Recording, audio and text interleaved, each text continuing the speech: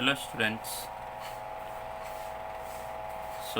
आज के लेक्चर में अपन advantages and disadvantages of friction discuss करेंगे। तो प्रीवियस लेक्चर में अपन फ्रिक्शन के बारे में डिस्कस किए थे, तो आज के लेक्चर में अपन एडवांटेजेस और डिसएडवांटेजेस के बारे में डिस्कस करेंगे। तो यहाँ पे देखिए, पहले एडवांटेजेस ऑफ फ्रिक्शन डिस्कस करने से पहले एक बार ऐसा अज्यूम करते हैं कि अगर फ्रिक्शन नहीं होता, फ्रिक्शन प्रेजेंट नहीं होता तो क्या होता है। देखिए, तो जब अगर सरफेस के ऊपर, फ्लोर के ऊपर फ्रिक्शन नहीं होता तो चलना पॉसिबल नहीं होता है। अगर रोड के ऊपर फ्रिक्शन नहीं होता है तो व्हीकल्स मूव होना या स्टॉप होना पॉसिबल नहीं होता है। अगर वॉल के अंदर, दीवार के अंदर फ्रिक्शन नहीं होता तो स्क्रू दीवार के अंदर बैठ नहीं सकता है। अगर एक ऑब्जेक्ट को अपन पकड़ना है, होल्ड करना है, तो फ्रिक्शन के बिना ये सब पॉसिबल नहीं होते। तो एडवांटेजेस ऑफ फ्रिक्शन में अगर अपन डिस्कस करेंगे तो देखिए, फर्स्ट एडवांटेज है safe walking on the floor. Floor पे अगर अपन सेफली चल सकते हैं तो वो because of the friction present between the floor and feet of the person.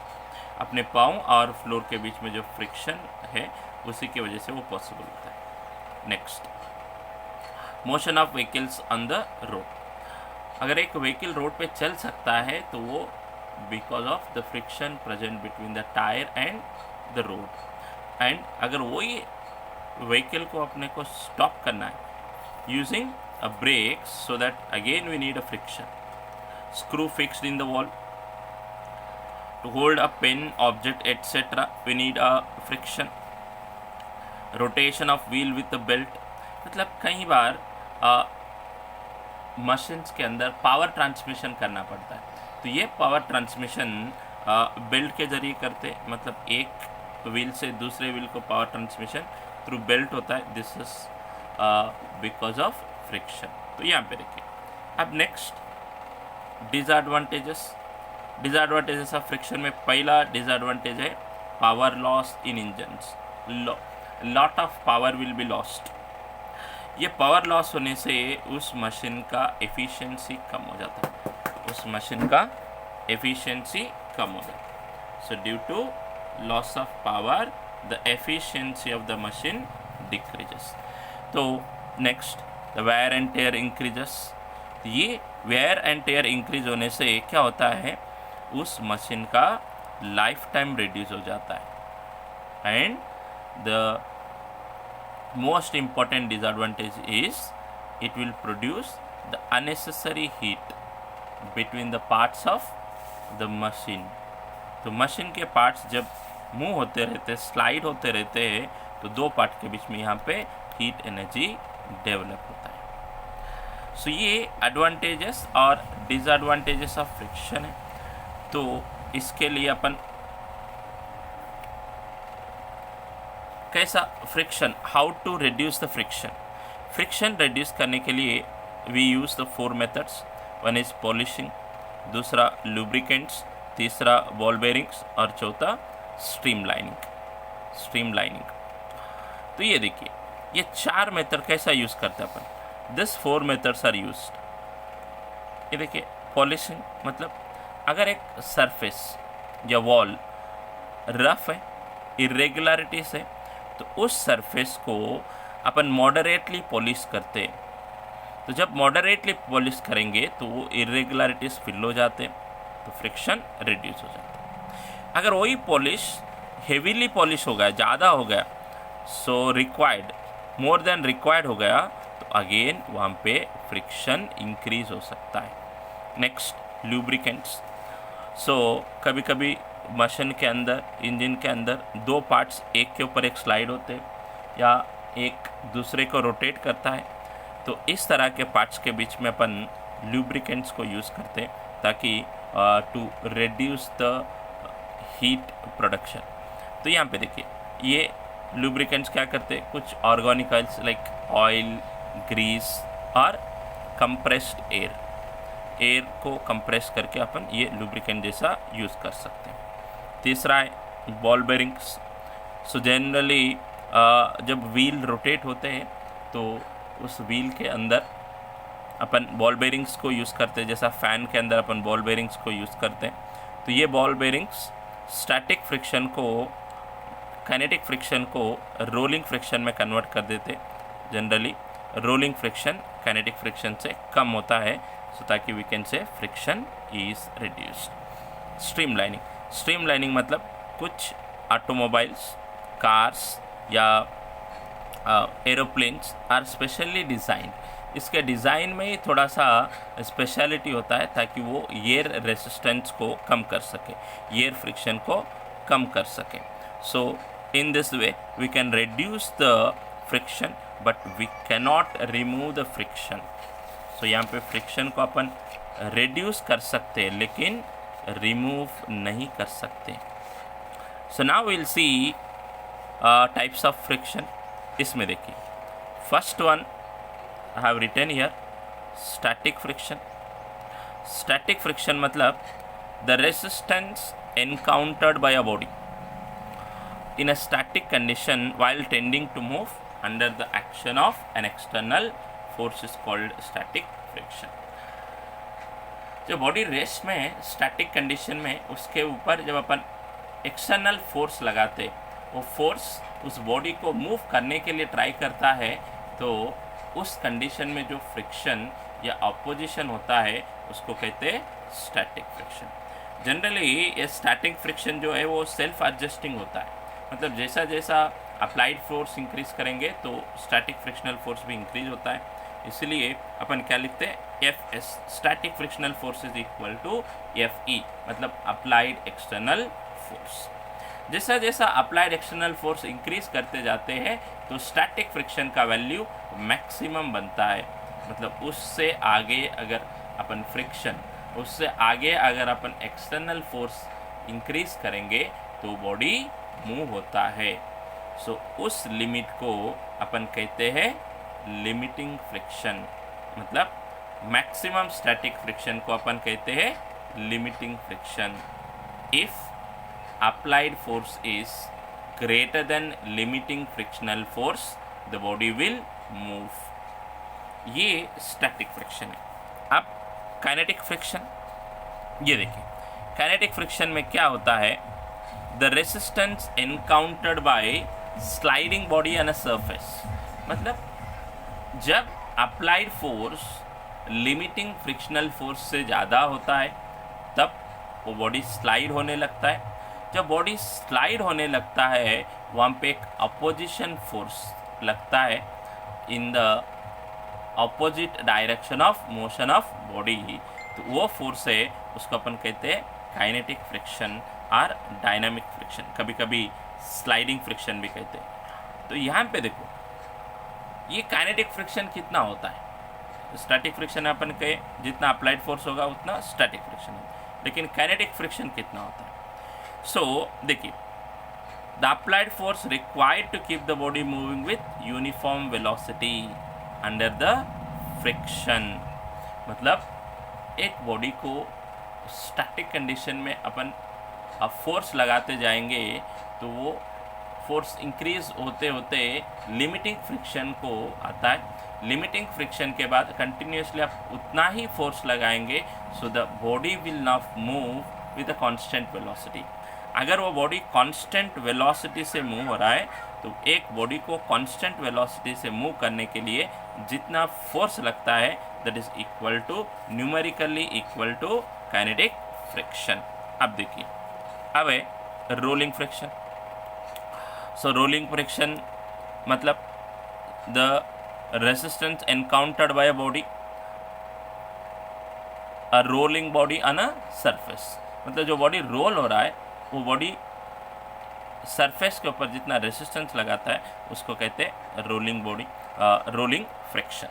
आप एक यहाँ पे डायग्राम है, ये डायग्राम अगर आप देखते हो ये बॉडी रोल हो रहा है इस डायरेक्शन में ऐसा, तो ये सरफेस है, तो ये रोलिंग बॉडी और सरफेस के बीच में यहाँ पे जो फ्रिक्शन लगता है उसको कहते हैं रोलिंग फ्रिक्शन। तो फॉर एग्जांपल अपन एक एग्जांपल लिए साइकिल का, बाईसाइकिल का एग्जांपल लिए, तो बाईसाइकिल को two wheels, front wheel and back wheel होता है। तो friction acting on the front wheel and back wheel are different. तो देखिए, जब अपन साइकिल को पेडल करते हैं तो ये बैक व्हील अगर फ्रिक्शन नहीं होता है तो वो पीछे की तरफ स्लिप हो जाता है। फ्रिक्शन नहीं है मतलब स्मूथ सरफेस के ऊपर किस तरफ स्लिप होता है, स्लिप्स बैक। जब इसी व्हील को अपन रफ सरफेस के ऊपर मूव करेंगे तो ये रफ सरफेस मतलब फ्रिक्शन होता है, तो यहाँ पे फ्रिक्शन फॉरवर्ड डायरेक्शन में एक्ट होता है ताकि ये व्हील ऐसा रोटेट हो सके इन द फॉरवर्ड डायरेक्शन। मतलब व्हील फॉरवर्ड डायरेक्शन में जाने के लिए फ्रिक्शन भी फॉरवर्ड डायरेक्शन में लगता है। Generally we say friction is present opposite to the motion, लेकिन यहाँ पे ऐसा नहीं होता है।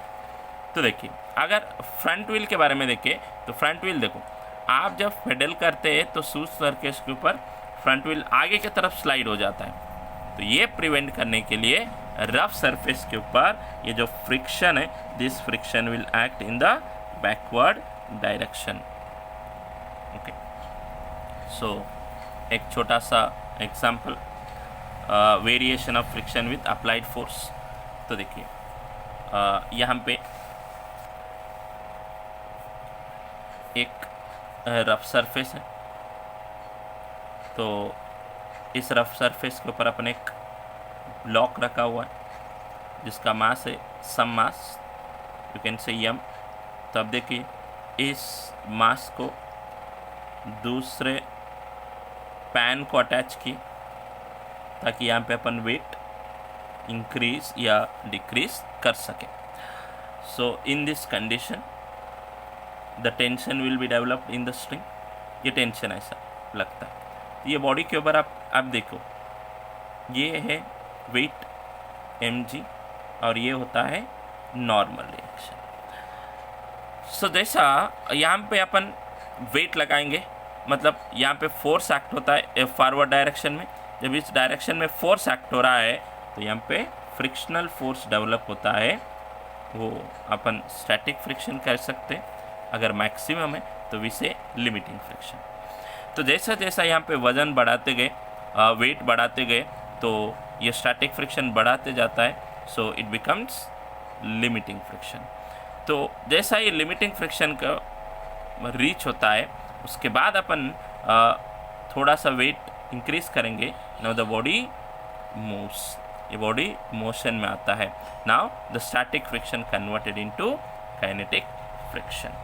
लेकिन ये ग्राफ अगर अपन ऑब्जर्व करते हैं तो ये ग्राफ ऑब्जर्व करें, यहाँ पे जैसा जैसा अप्लाइड फोर्स, ये अप्लाइड फोर्स है, जैसा जैसा अप्लाइड फोर्स इंक्रीज होते जा रहा है, जैसा जैसा अप्लाइड फोर्स इंक्रीज होते जाता है, फ्रिक्शनल फोर्स भी इंक्रीज होते गया। So it is becomes maximum. इसके बाद थोड़ा सा फोर्स अप्लाई किए तो now the body is moving, body slide हो रहा है, मतलब ये स्टैटिक फ्रिक्शन अब काइनेटिक फ्रिक्शन में कन्वर्ट हो गया। So generally the limiting friction is more than kinetic friction. This is the variation of friction with applied force. अब अपन लॉस ऑफ फ्रिक्शन के बारे में डिस्कस करेंगे। तो ये लॉस ऑफ फ्रिक्शन में फर्स्ट स्टैटिक फ्रिक्शन के बारे में डिस्कस करेंगे अपन। ये स्टैटिक फ्रिक्शन में फर्स्ट है, ये जो स्टैटिक फ्रिक्शन है it is always act in opposite direction of motion. और ये जो स्टैटिक फ्रिक्शन है it depends on nature of surfaces in contact, और वो होता है सेल्फ एडजस्टिंग फोर्स। और स्टैटिक फोर्स हमेशा इक्वल टू अप्लाइड फोर्स होता है। Static force is always equal to applied force and here the static friction is independent of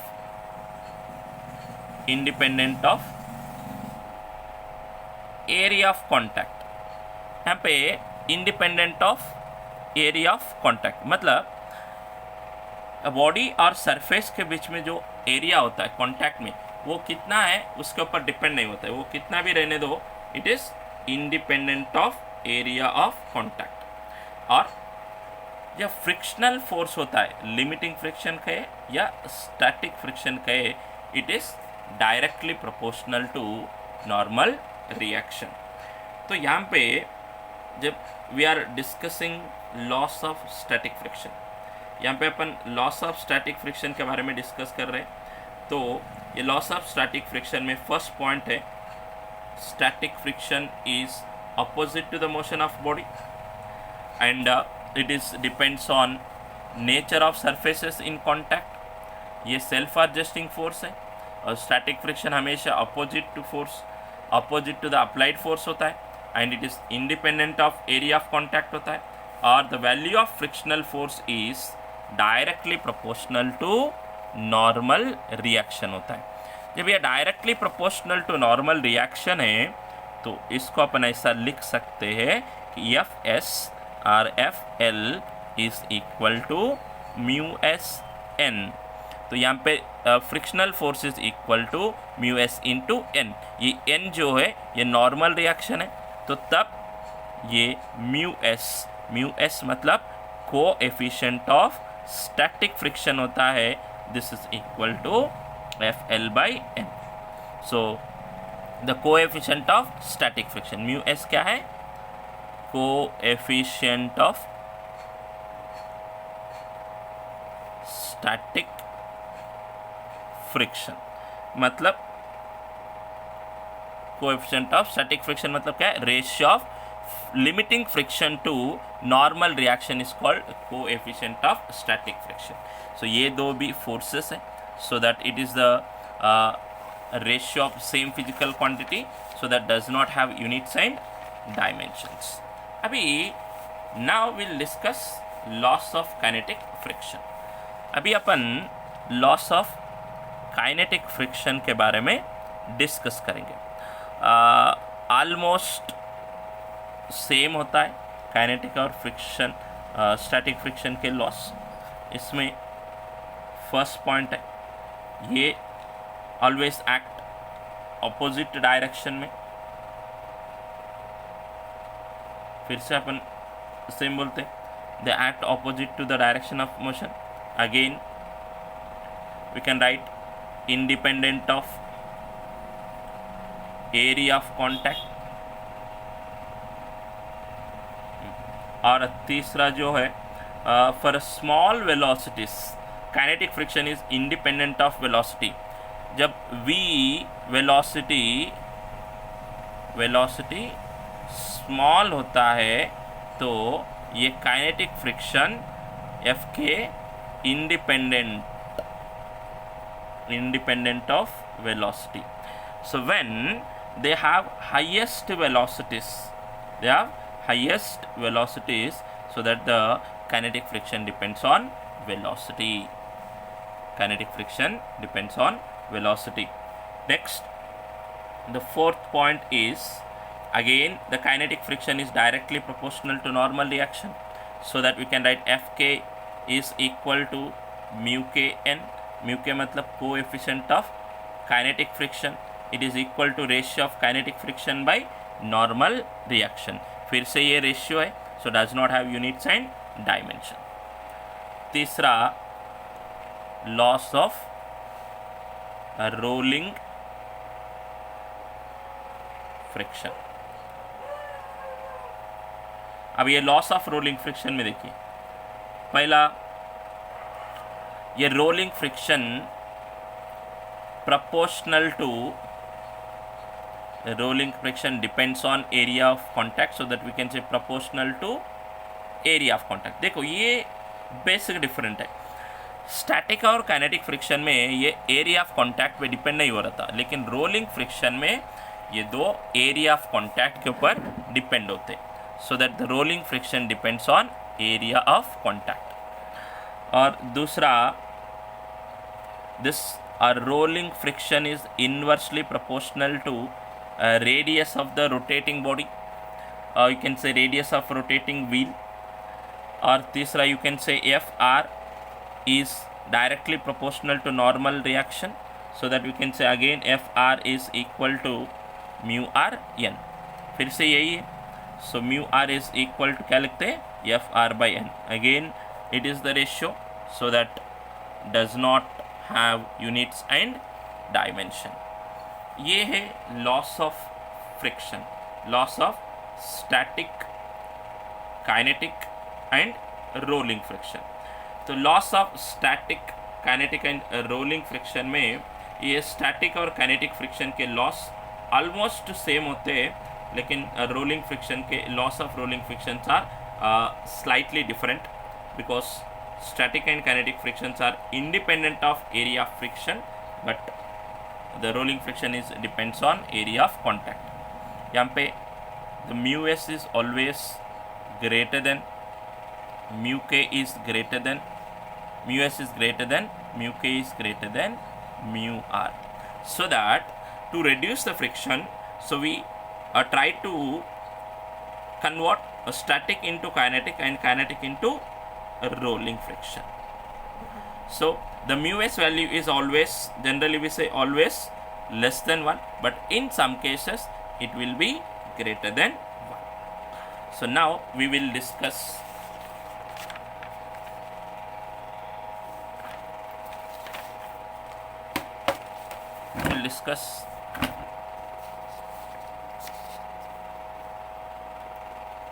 angle of friction, angle of friction। so what is the angle of friction? ये angle of friction क्या होता है? now we'll discuss।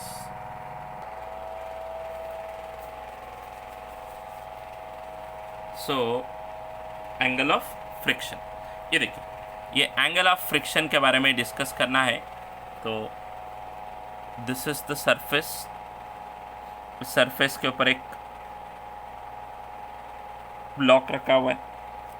तो इस block का weight mg act vertically downwards, normal reaction act vertically upwards. When the applied force act in the forward direction, the frictional force present between the block and surface act in the backward direction। तो अब ये frictional force और ये normal reaction का जो resultant होता है that will act in this direction। this is the resultant of normal reaction and frictional force, resultant of normal reaction and frictional force। तो अब ये जो एंगल है, the angle between resultant of normal reaction and frictional force, the angle between resultant of normal reaction and frictional force with the normal reaction, ये जो angle है इसको कहते हैं एंगल ऑफ फ्रिक्शन। सो अगर अपन ये डायग्राम से tan phi मतलब अपोजिट बाय एडजेसेंट होता है। देखिए ये अपोजिट है, ये एडजेसेंट है। अपोजिट मतलब equal to limiting friction, adjacent मतलब normal reaction. So that we can write tan phi is equal to mu s, so phi is equal to tan inverse of mu s। क्योंकि यहाँ पे mu s is equal कितना होता है? Ratio of frictional force to normal reaction. मतलब जो angle of friction है वो equal to tan inverse of coefficient of friction होता है। So this is the angle of friction. तो यहाँ पे इम्पॉर्टेंट थिंग है कोन ऑफ फ्रिक्शन। ये कोन ऑफ फ्रिक्शन क्या होता है? देखिए सेम यहाँ पे एक बॉडी है, इसका वजन जनरली डाउनवर्ड डायरेक्शन में काम करता है, mg। सो हियर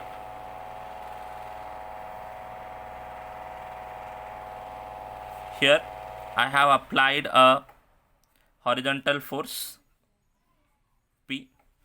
तो इसका रिजल्टेंट जनरली यहाँ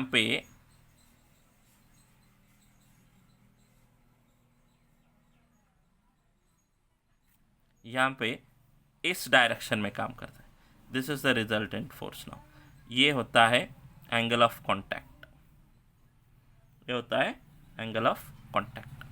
now this horizontal force is rotated through 360 degrees, मतलब ये फोर्स को ऐसा हॉरिजॉन्टल डायरेक्शन में, हॉरिजॉन्टल प्लेन में 360 डिग्रीज अगर अपन रोटेट करेंगे तो ये जो रिजल्टेंट फोर्स है, ये जो रिजल्टेंट फोर्स है, इसका जो डायरेक्शन होता है, नाउ इट विल मेक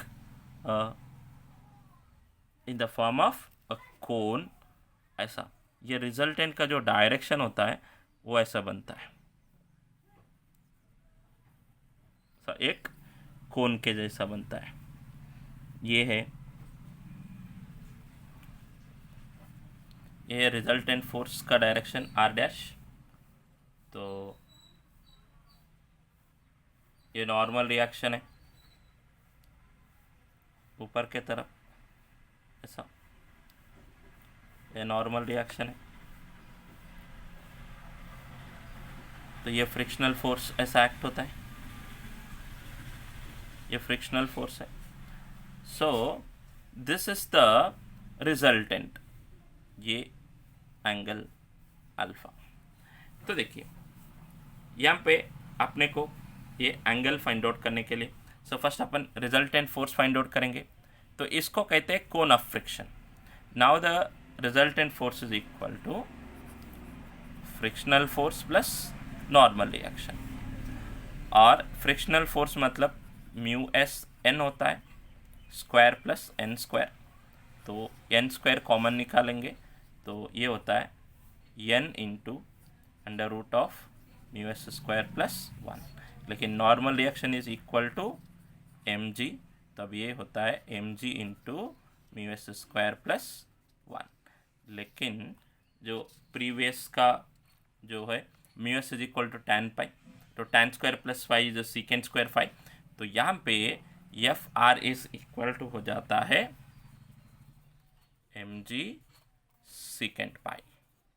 ये हो गया resultant force in cone of friction. So in the next lecture we'll discuss motion of a body on rough horizontal surface and rough inclined surface. Thank you.